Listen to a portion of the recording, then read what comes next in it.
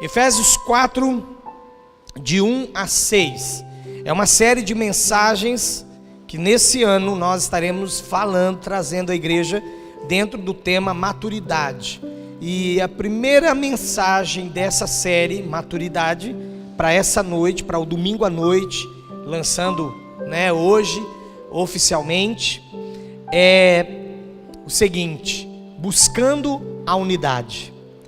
Nós não podemos jamais sermos maduros, e não teremos uma igreja madura, não teremos uma família madura, se nós não buscarmos a unidade.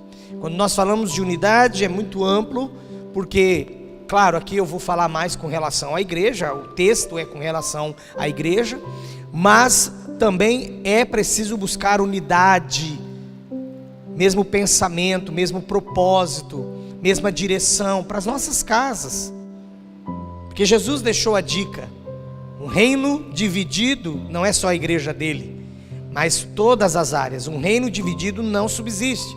Um país dividido, porque não ganhou o meu candidato, eu não votei nele, e tem gente aí até falar chega na internet, torcendo para dar tudo errado. Não pode, irmãos, não vai subsistir um país assim, com tanta gente puxando para trás. Pastor, mas são pensamentos diferentes, maneiras diferentes. Sim, eu sei, filosofias diferentes, sim, mas chega um momento que nós precisamos parar, analisar e pensar: se Deus me colocou neste país, eu vou colocar lá do alto, se Deus me colocou nesse país, se Deus me colocou nesse estado, se Deus me colocou nessa cidade, é para eu fazer a diferença. Mas se Deus me colocou nessa família, é para eu também fazer a diferença. Se Deus me colocou nessa igreja, é para eu fazer a diferença. E todos que estão aqui nessa noite, eu tenho certeza que Deus os trouxe aqui, e Deus tem mantido vocês aqui, porque Deus quer, através da vida de vocês, fazer uma grande obra, começando na própria vida daquele que se entrega a Ele, isso que é o melhor de tudo, mas também para que outras vidas sejam alcançadas. O texto dessa noite nos diz assim, Efésios 4, de 1 a 6: rogo-vos, pois, eu, o prisioneiro no Senhor, que andeis de modo digno da vocação a que fostes chamados, com toda a humildade e mansidão, com longanimidade, suportando-vos uns aos outros em amor, esforçando-vos diligentemente por preservar a unidade do Espírito no vínculo da paz. Há somente um corpo e um só Espírito, como também fostes chamados numa só esperança da vossa vocação. Há um só Senhor, uma só fé, um só batismo, um só Deus e Pai de todos, o qual é sobre todos, age por meio de todos e está em todos. Meus irmãos, eu sou membro dessa igreja desde 1990. Eu cheguei aqui, eu tinha 15 anos. Vai fazer conta, Tenho 44. E eu cheguei aqui com 15 anos, 1990, quase 16. E eu lembro que logo no início, a igreja ainda muito pequena, recém-organizada, ela foi organizada em novembro de 1989. E em maio de 1990 eu vim para essa igreja. Eu cheguei aqui exatamente quando a igreja tinha 6 meses de organização. Cheguei com muita vontade de trabalhar, a igreja pequena, mas um diferencial para mim nessa igreja foi que, mesmo sendo uma igreja tão pequena, ela era de fato um organismo vivo. As pessoas tinham vontade de fazer as coisas. Eu não sei quantas vezes eu comi pé de moleque que a irmã Maria Eunice fazia e trazia para vender, porque tinha algo para fazer. E isso me chamou a atenção, por isso eu, minha família, e também motivados por um pastor amigo nosso, pastor Idair, nós viemos para cá. E chegamos nessa igreja então e vimos o potencial dela e começamos a trabalhar. Teve um tempo que não foi bem assim. Teve um tempo que nós estávamos fazendo retiro e às vezes eu me via assim, eu não era o pastor da igreja, ainda era jovem, mas eu me via assim, eu ajudava a comprar as coisas da cozinha, depois quando começava o retiro eu ajudava porque eu montava o som, aí eu ajudava no sentido de que eu cantava no louvor, aí quando terminava o culto eu ia para a cantina, ajudava na cantina, e quando terminava a cantina e eu fui vendo aquilo acontecer, e eu falei, meu Deus, isso está muito pesado. Mas foi um tempo muito rápido na minha vida, porque graças a Deus, Deus sempre foi misericordioso, bondoso, e foi trazendo pessoas para perto da igreja, e a gente podia realmente realizar, segundo a vocação de cada um, e dons que Deus ia trazendo, um bom trabalho.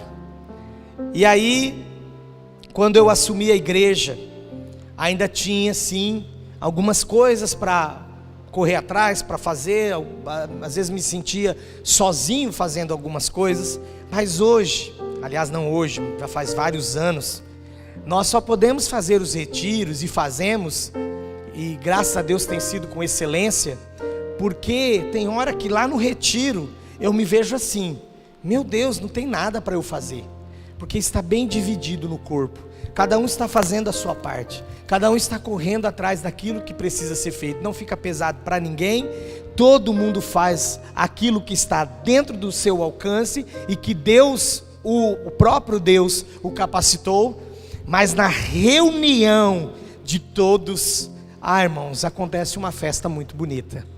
É disso que eu quero falar nessa noite. Nós não podemos deixar de perseguirmos a unidade. Às vezes, um ou outro está fora da unidade, e isso faz falta.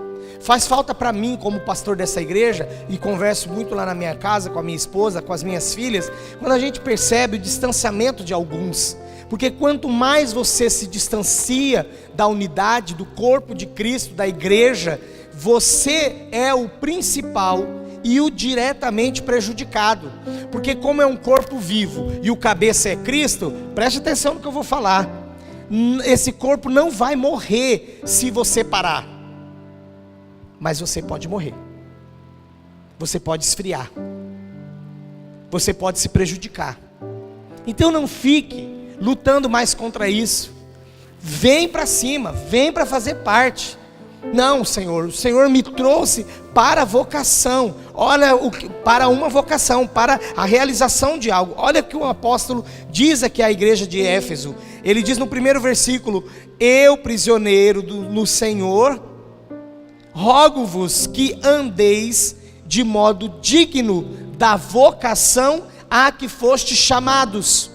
Quando você embirra, quando você desiste, quando você senta, quando você fala agora não vou mais, e tem gente que fala isso 10 vezes por ano, você está correndo daquilo que você foi chamado. Dependendo do que aconteceu na trajetória, claro, eu creio, eu sei disso, que tem um tempo de retomada, mas se você não der o start, não der o play, se você não começar, não ligar o negócio e falar, não, eu quero retomar, e essa noite vai ser a noite da retomada na minha vida, você vai ficar para sempre assim. Pessoas que, embora cercados de tantos irmãos, mas isolados ao mesmo tempo. Então a palavra do Senhor é para todos nós nessa noite. Você que já está nesta unidade, você que está já participando, você que é ativo, você precisa perseguir isso ainda mais, porque tem mais coisa que você pode fazer e pode se envolver. Quando às vezes eu percebo que num determinado lugar, a gente tira muito por base a unidade, ou é um termômetro, né? Quando a gente está reunido num lugar, que eu percebo que uma só pessoa precisa fazer 2, 3, 4 funções, ou ser encarregada por 3, 4 situações, enquanto isso tem gente que está lá, parado, que poderia fazer. Se não for assim, irmãos, o Evangelho de Cristo também não vai avançar, porque nós não podemos ficar somente esperando que o outro faça, mas nós precisamos fazer a nossa parte. Então grave isso, primeiramente nós fomos chamados. Foi Deus quem te chamou. Claro que tem os dons ministeriais, e cada um Ele chamou para um propósito. Mas se você hoje, nessa noite, olhando para você, se encontra na situação de alguém que não sabe o que faz, ou o que tem para fazer na igreja, então essa palavra é para você nessa noite retomar. Retome, porque Deus quer fazer grandes coisas através de você. O versículo 2 fala que com toda humildade, mansidão e longanimidade, nós devemos suportar uns aos outros em amor. Aqui é um segredo, a base é o amor, e é um segredo para que realmente todas as coisas no entorno funcionem. Se não houver amor, nós não vamos suportar as outras pessoas. Se não houver amor, nem tampouco nós veremos a humildade e a mansidão se estabelecendo, e também não teremos longanimidade. Existem ajuntamentos de 20, 30 pessoas que vivem em guerra porque não há esses pontos aqui. As pessoas não são humildes, as pessoas não são mansas, as pessoas não são longânimas. Eu que venho de um tempo, eu sou membro da igreja desde os 9 anos de idade, lá na outra cidade que eu morei, e eu assistia assembleias lá que, por exemplo, faltava longanimidade, e as pessoas eram praticamente expulsas da igreja. Não é que a igreja não tenha que ter disciplina, não tenha que ter doutrina, não tenha que... Claro, a Bíblia é a nossa regra de fé e prática, e ela precisa ser vivida e aplicada. Mas eu estou dizendo que existe a forma de aplicar. Quer ver? Quando alguém chega em mim e fala assim: pastor, agora acabou. Faz graças a Deus uns 3 anos que isso não acontece. Pastor, oi? Vi o irmão fazendo tal coisa. Quando a pessoa chega no pastor já falando assim, ela não é longânima. Aí eu pergunto assim para a pessoa: meu irmão, você está falando comigo, líder da igreja, porque o irmão já falou com ele? Não, e nem quero que o senhor fale o que eu estou falando. Eu começo a ficar doido com essa conversinha. Não? Mas você não conversou com ele? Não. Irmão, então por que você não procura? Tem mais gente sabendo. Aí começa essa coisa, tem mais gente sabendo. Então, irmão, você não foi lá falar sozinho com ele. Você não quer pegar alguém que está sabendo? Não precisa falar quem é, não. Vai lá, fala com ele. Não, pastor, ninguém quer falar. Aí eu percebo que essa pessoa só quer mesmo acabar com a vida da outra. Mais nada. Porque o passo bíblico é: vá à pessoa, fale com ela. Não resolveu? Leve uma testemunha com você. Às vezes não é nem testemunha, é alguém que já... Testemunha sua, mas é alguém que testemunhou já o fato, porque viu também. Essa coisa de WhatsApp mesmo, de vez em quando vem: nossa, estava acontecendo e a gente não falava. Não, irmãos, você tem que falar com a pessoa. O princípio da unidade, quando estamos buscando a unidade e precisamos fundamentá-la no amor, é primeiro falar com a pessoa. Não deu certo, pastor. Aí você vai procurar com alguém. Aí não deu certo. Aí a Bíblia fala: leve para a liderança. Quando chega na liderança, não é o fim, não é o ponto final, né? Tem gente que vem trazer notícia para o líder do ministério, para o pastor, e fica batendo o pezinho, esperando. O que o senhor vai fazer? Bate o pezinho assim. E aí eu vou falar o que a Bíblia diz. Você já falou com ele. Isso quando acontece todos os passos. Você já falou com ele, já falou com testemunha. Agora você está falando para mim. Agora eu vou falar com ele. E se houver arrependimento, acabou. A pessoa fica assim, estarrecida, mas não vai acontecer nada. Eu vou falar com ele. Calma, eu vou falar com ele. E aí, irmãos, nós percebemos que assim, não havendo também da parte da pessoa entendimento, e ela não ouviu nenhuma das 2 primeiras partes, não ouviu a liderança da igreja, aí Jesus fala: considera o publicano. Aí você afasta. Mas essa coisa de que quando nós queremos ver a cabeça do outro ou da outra a prêmio, nós não estamos no princípio do amor, da longanimidade, que é uma base para que a unidade se estabeleça. Olha só, não há como você, ilhado, conhecer as pessoas, e você vai ficar inclusive rotulando, porque você não as conhece bem. Eu já conheci, hein? E nem quero mais conhecer.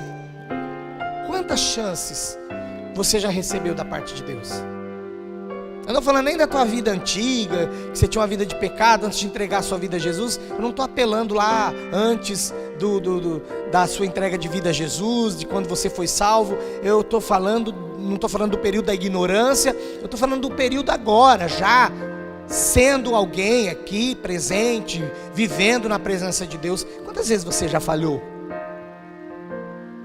Então, eu quero nessa noite dizer a você assim: não fique ilhado, não fique olhando de longe, não fique mais rotulando as pessoas. A única forma de você cultivar a unidade, a única forma de nós, agora cada um de nós, cultivarmos a unidade, é a seguinte: primeiro, amar o nosso irmão, está aqui no versículo que eu acabei de ler. Depois, assim que nós passarmos a de fato amar a esse irmão, nós teremos que conhecê-lo, e conhecê-lo mais e mais. E nesse conhecer mais e mais é onde vai aparecer as falhas, vai aparecer as coisas que não te agradam, mas você vai buscar ainda mais intensamente ficar próximo dessa pessoa, conhecendo agora mais e mais. Você então vai tratar com ele as coisas que precisam ser mudadas. Isso também tem a ver com o discipulado, especialmente quem é novo convertido, precisa dessa ajuda. E você vai unir-se a ele, e vão andar juntos. Aí chega aqui, ó, não é uma panela, não é um grupinho, não é uma turminha coesa, não, mas é um grupo que se reúne para o bem-estar da igreja, com outros que têm o mesmo pensamento, com outros que têm o mesmo pensamento, né? A gente que estuda o corpo humano sabe da unidade celular. É necessária essa unidade com as outras pessoas. Unirmos ou unirmos-nos, ó, palavra difícil, unirmos-nos aos outros para que a igreja seja de fato um corpo operante. E é o corpo de Cristo. E este de fato é o objetivo de Cristo para o seu corpo, que ele seja unido. Quando nós vivemos a unidade, existe um resultado, e este resultado é a multiplicação da família de Deus. As pessoas inclusive vão desejar estar aqui, porque percebem essa unidade, e querem essa unidade para elas também, ou viver nesta unidade também. Irmãos, nós temos experimentado nesses últimos tempos, já experimentamos em outros momentos, mas intensificou bastante agora, do final do ano passado até o presente momento, essa questão da igreja ter se unido por uma causa, que é a causa do irmão Robson. Isso, irmãos, é a prova de que a igreja é madura, e está amadurecendo, porque tem mais situações que a gente precisa tratar. Porque somos humanos, somos falhos, às vezes escorrega pela mão, pelos vãos dos dedos, uma situação ou outra, mas eu vejo que por este exemplo que eu estou vendo da igreja, os outros desafios que vêm pela frente, irmãos, serão muito mais facilmente transpostos, vencidos, porque a igreja está entendendo o que é unidade. Amém? Nós precisamos assim, nos abraçarmos mesmo, andarmos juntos. A nossa comunhão, ela deve ser em busca constante pela comunhão com o Senhor. Mas para que a gente chegue junto com os nossos irmãos, nesta mesma comunhão com o Senhor, nós precisamos nos unir. Haverá diferenças, haverá pessoas que pensam diferente, têm outros interesses pessoais, mas até esses interesses pessoais vão se alinhar. E esse pensamento diferente, preste atenção, se é um pensamento que não tem a ver com a palavra de Deus, precisa ser mudado. Sabiam que a crença que mais dialoga no mundo é o cristianismo? Vê se tem diálogo em outras seitas aí mais radicais. Esse negócio que o pessoal fala, ai, tem igreja aceitando pessoa que... Eu vou dar um exemplo bem raso, vai. Tem igreja aí aceitando pessoa que não casa e ainda já vai lá na frente e faz as coisas, porque as pessoas, o pastor fala, o líder fala, a igreja fala que depois Deus vai mudar, depois Deus vai fazer, sabe, coisas assim? Então, em outras seitas não tem diálogo para essas coisas. Se aquela seita fala que não pode fazer nada na igreja, lá no templo deles, porque não é casado, não vai fazer. O cristianismo é o que mais dialoga, é o que mais coloca as diferenças para discussão. Mas, irmãos, o nosso ponto de convergência, ou o nosso ponto final, é quando nós nos debruçarmos na palavra de Deus e ela falar, não é assim, é assim. Aí não tem pensamento diferente mais. É o pensamento da palavra de Deus. Não é o meu, porque sou o pastor da igreja, porque se eu falar fora da Bíblia eu estou errado também. Mas é o pensamento do Senhor.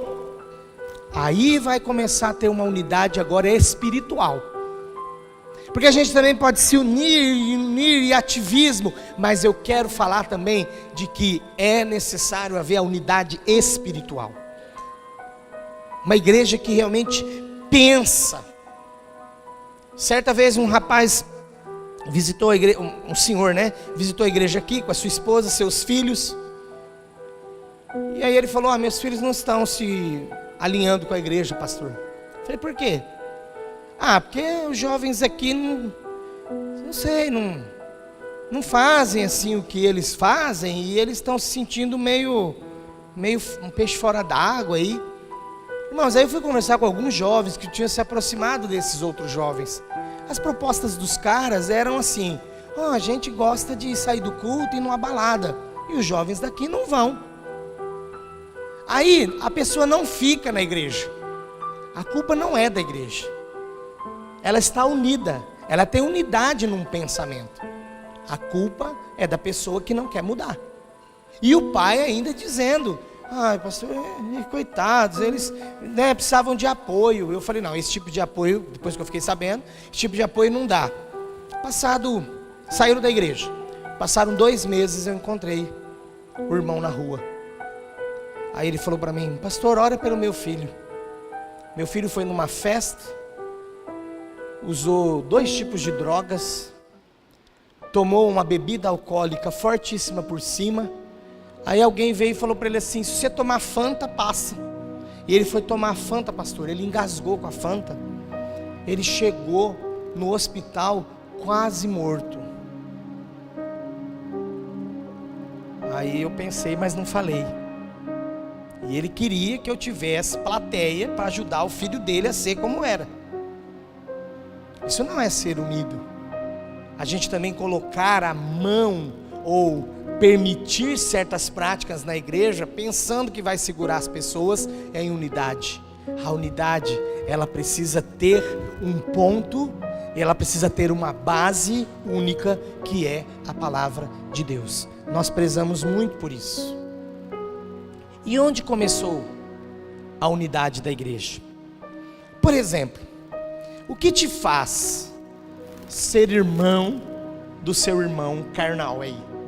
Quem tem irmãos aqui? Levanta a mão. Isso. O que te faz ser irmão do seu irmão?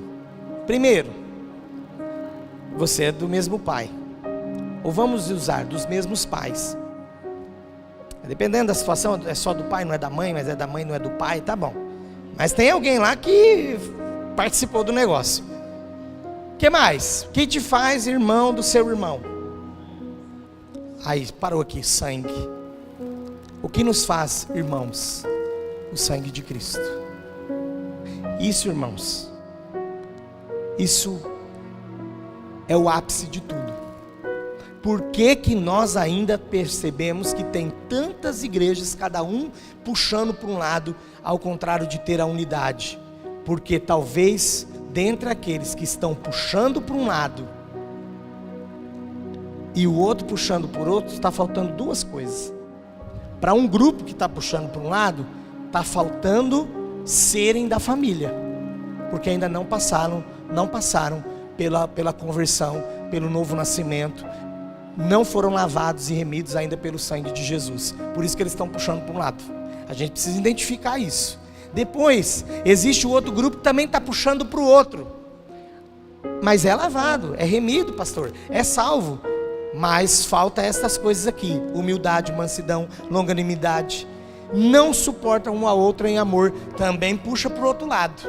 Mas tem um outro grupo, um terceiro, que tenta de todas as formas, com todas as forças, trazer esses dois grupos para perto, que aqueles se convertam e que esses aqui tenham mais paciência. Mas irmãos, até que isso não acontece, é muito enfadonho, é muito pesado. E eu não quero ficar vivendo isso aqui na igreja. Já vivemos, mas não vamos viver mais, porque o Senhor deu uma palavra para essa igreja neste ano. É o ano de maturidade. Nós vamos viver em unidade para glorificar e exaltar o Senhor. Então agora vem o versículo 3. Nós precisamos nos esforçar diligentemente para preservar a unidade do Espírito no vínculo da paz. Olha só, para quem gosta de fazer bagunça no meio do corpo de Cristo, ele pensa que ele está afetando o irmão ao lado, que ele está afetando o seu líder, que ele está afetando o pastor, que ele está afetando aquele ou aquele outro, está afetando o seu pai, a sua mãe, porque ele é problema, ele é rebelde. Não, a Bíblia diz aqui que quem não se esforça diligentemente por preservar, não está se esforçando para preservar o que mesmo, igreja? A unidade do Espírito no vínculo da paz. Quem não promove a paz está trabalhando contra o Espírito de Deus, não é contra o pastor. Pensa que está atingindo o pastor, pensa que está atingindo a igreja, um irmão, uma parcela da igreja. Mas irmão, irmã, você está trabalhando contra o Espírito de Deus, porque o vínculo que é colocado na igreja é a paz do Espírito Santo, e quem não quer paz na igreja está trabalhando contra o Espírito de Deus. Ai, hoje é domingo, pastor, eu queria sair com uma palavra que eu vou ser vitorioso essa semana. Você vai ser, em nome de Jesus, mas você precisa ouvir essa palavra também, que se você trabalhar contra a unidade, você está trabalhando contra o Espírito de Deus, que é o vínculo da paz na igreja. Lembra do fruto do Espírito? Tem lá, paz. Quem tem o fruto do Espírito promove a paz. Sabe da última? Começa a experimentar. Chega alguém e fala assim: sabe da última? Fervendo. Você pega e fala assim: não sei, não quero saber. Ai, credo, você é chato, chata. Não quero. Aí a pessoa é muito insistente. Ah, mas eu vou te falar, mesmo você não querendo saber, eu vou te falar. E fala. Quando você ouvir, repreenda. Repreenda. Porque tem aqueles assim tão transparentes que falam: não, agora eu vou lá contar para a pessoa que você está falando dela. Mas até chegar ao ponto que você ouviu, você pode segurar a informação. Eu conversei outro dia com um irmão, que ele tem uma ética tão grande na vida dele, que permeia a vida dele. E ele disse: pastor, uma coisa que eu não faço é ficar levantando o que eu sei, eu deixo de saber da vida do outro. Eu não gosto. Eu oro pela pessoa, eu tento ver se a pessoa quer mudar, mas ficar falando por aí não vai acrescentar em nada.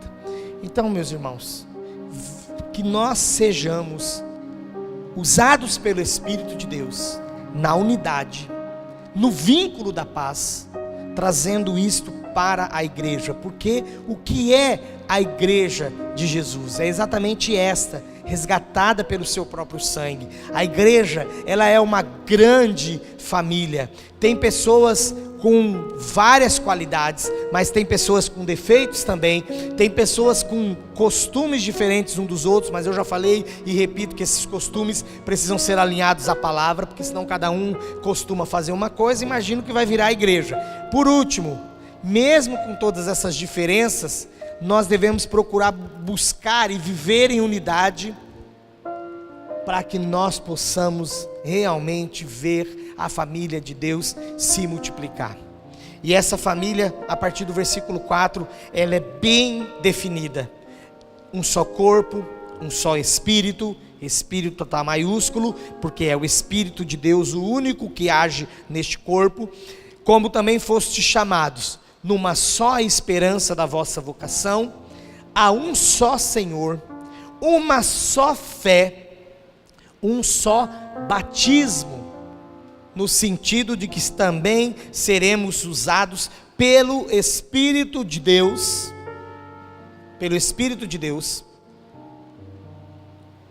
um só Deus e Pai de todos. E não pense que Deus ama você mais do que o outro filho dele. Ele ama todos iguais, porque Ele é Pai de todos, o qual é sobre todos. Deus está acima de todos nós. Ele age por meio de todos. Olha que coisa maravilhosa, poderosa, linda de se ver. E por fim ele termina dizendo: e está em todos. Aleluia. Aí a igreja vai. A igreja vai. E essa é a igreja que nós queremos buscar. Amém, igreja? Amém, irmãos?